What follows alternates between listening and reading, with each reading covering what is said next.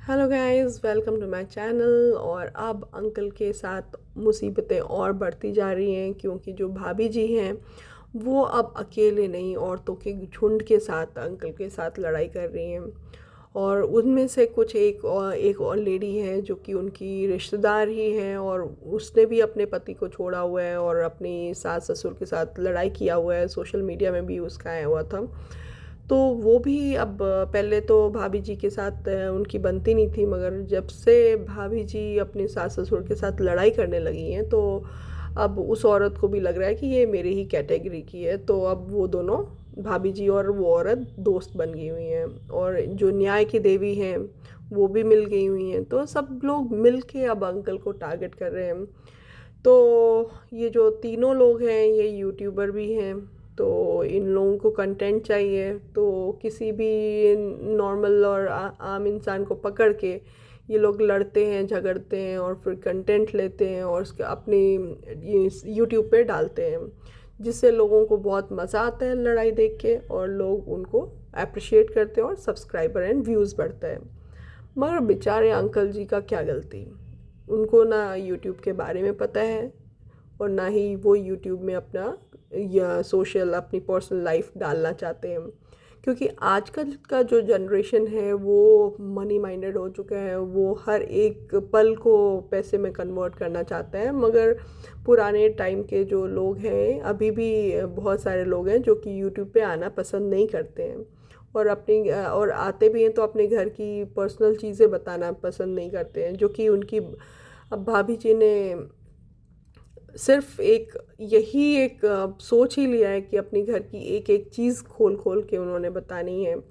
और अगर भाभी जी ने सोच लिया है कि अगर उन्होंने अपने पति को न्याय देना है, तो मैं ये जानना चाहती हूँ कि 2 साल से वो क्या कर रही थी। 2 साल से उनको क्यों नहीं लगा कि मेरे पति को न्याय मिलना चाहिए। आज एकाएक उनको न्याय की क्या पड़ गई आन। यहाँ पे मुझे कहीं ना कहीं साजिश लग रही है प्रॉपर्टी और मनी को लेके। क्योंकि भाभी जी अभी अपने वीडियो में बैंक्स के नाम बता रही हैं, वहाँ से पैसे आए, यहाँ से पैसे आए।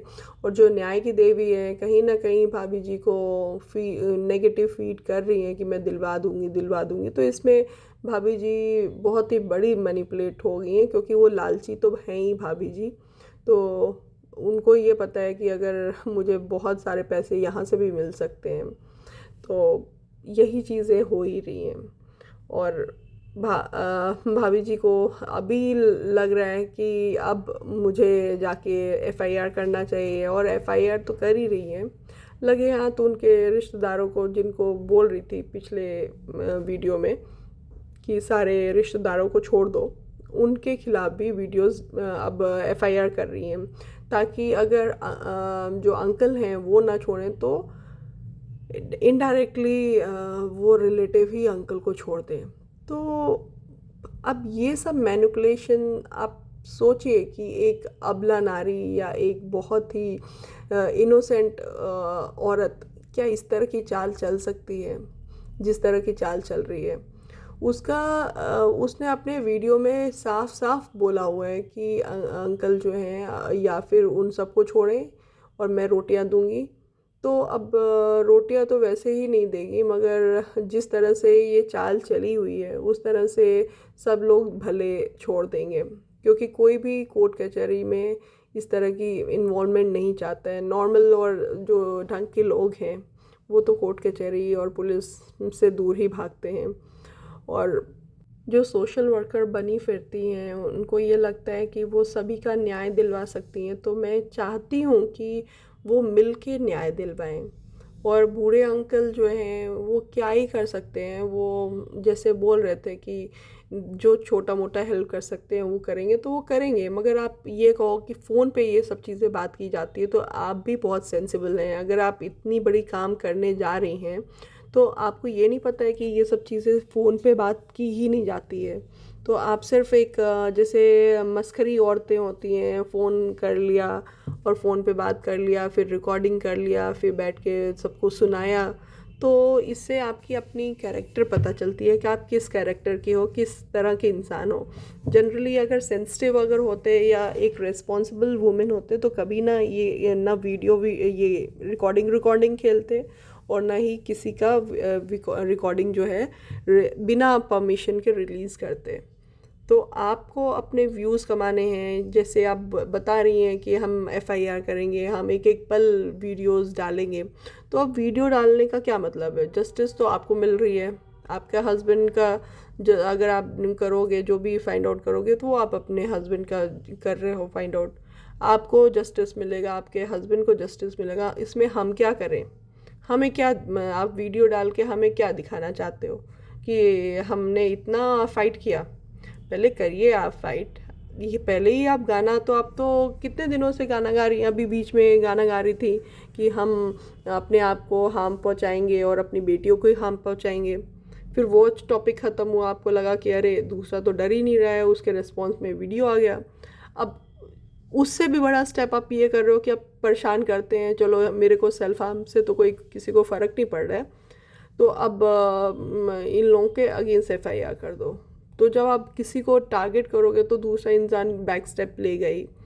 तो जो आपको सजेशन दे रहे हैं, ये जो 3 औरतें हैं, एक औरत है जो अपने हस्बैंड को छोड़ी हुई है, अपने सास ससुर से लड़ाई की हुई है, तो दूसरी जो है वैसे ही फुटस्टेप पे चल रही है, वो भी सोशल मीडिया में आ रही है, और एक जो न्याय की देवी है उसका तो पूरा चिट्ठा ही है। अगर बैक स्टोरी आप जाओगे तो वो सबसे बड़ी लड़ाकी औरत है, वो उससे लड़ाई के अलावा कुछ आता नहीं है। बस बैठ के उसके वीडियोस अगर देख लो, अपनी पर्सनल अगर वीडियो डालती है तो उसका एक भी नहीं चलता है। जब कंट्रोवर्सी में आती है तभी लोगों के बारे में तभी उसकी वीडियोस और व्यूज़ बढ़ते हैं, अदरवाइज़ उसको कोई देखता नहीं है। अभी पिछला जब कंट्रोवर्सी था सचिन का, तो उसमें भी कूद कूद के बनाया वीडियोस, और एंड में जब कुछ कंट्रोवर्सी हुआ, उसी के साथ कंट्रोवर्सी हो गया, तो फिर बैक स्टेप ले लिया, अभी मुझे इनके बारे में बात ही नहीं करनी है। तो ऐसा ही होगा, अगर कुछ कंट्रोवर्सी अगर न्याय के देवी के साथ हो गया तो वो भी पीछे बैक स्टेप कर लेगी और बोलेगी मुझे इससे कोई मतलब नहीं है। तो कुछ लोग औरतें होती हैं अपना घर तोड़ के अपना आग सेकती हैं, तो वैसे ही भाभी जी भी हैं। भाभी जी को कोई परेशानी नहीं है, भाभी जी को सिर्फ ईगो प्रॉब्लम है कि भाई मैं ही सब होना चाहिए, मेरा रूल चलना चाहिए, मैं बोलूँगी इससे बात करो तो मेरे ससुर उससे बात करें, मैं बोलूँगी इससे बात मत करो तो उससे बात नहीं करो।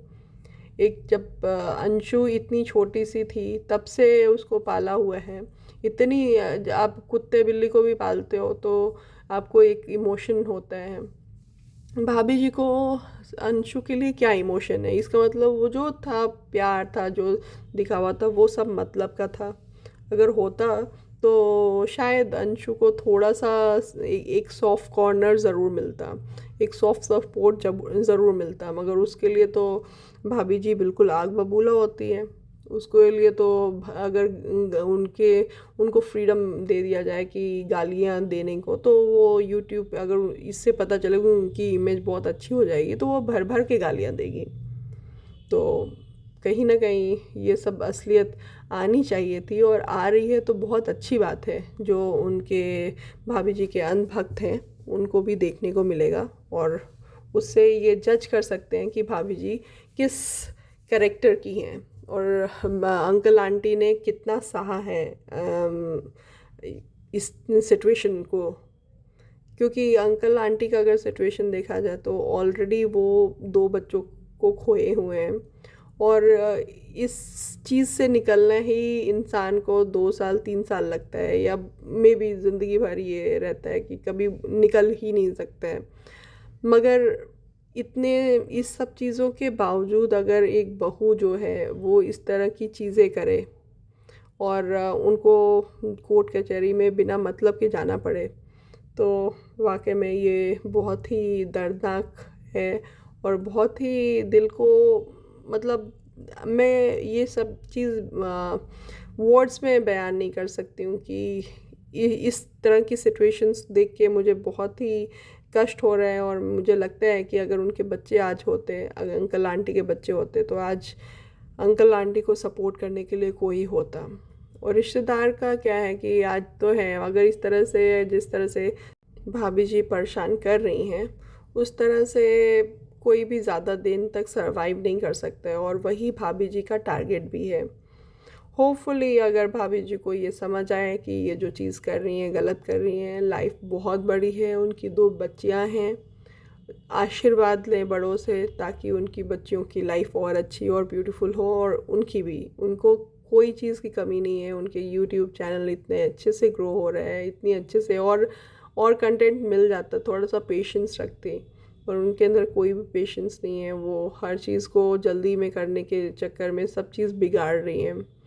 तो इसीलिए कहा जाता है कि एज के साथ एक्सपीरियंस भी आते हैं, और शायद उनको एक वर्स एक्सपीरियंस है और एक्सपीरियंस मिल रहा है, और लोग भी उनके सराउंडिंग में इतने अच्छे नहीं हैं जो कि उनको अच्छी गाइडेंस दे। तो इसीलिए कहा जाता है कि लोगों को एक अच्छे लोगों के बीच में रहना बहुत ज़रूरी है। जब तक अंशु के साथ थी तब तक तो बहुत ही अच्छे से वो सब चीज़ें ग्रो हो रही थी, बट जैसे ही वो कुछ लोगों के साथ आई हुई हैं, अपने रिलेटिव्स के साथ, तो ही सब चीज़ें वर्स हुआ है। तो होप, मैं भगवान से दुआ करती हूँ, भगवान से मिन्नत करती हूँ कि सब चीज़ें सही डायरेक्शन में जाएं और सब चीज़ें अच्छी हो, और भगवान उनको सद्बुद्धि दे ताकि सब चीज़ें लाइफ में खुशियाँ आएँ। और अगर आपको मेरा वीडियो अच्छा लगा हो तो प्लीज़ लाइक एंड सब्सक्राइब करिए, और नोटिफिकेशन के लिए बेल आइकन बजाना भूलिएगा मत। Thank you so much.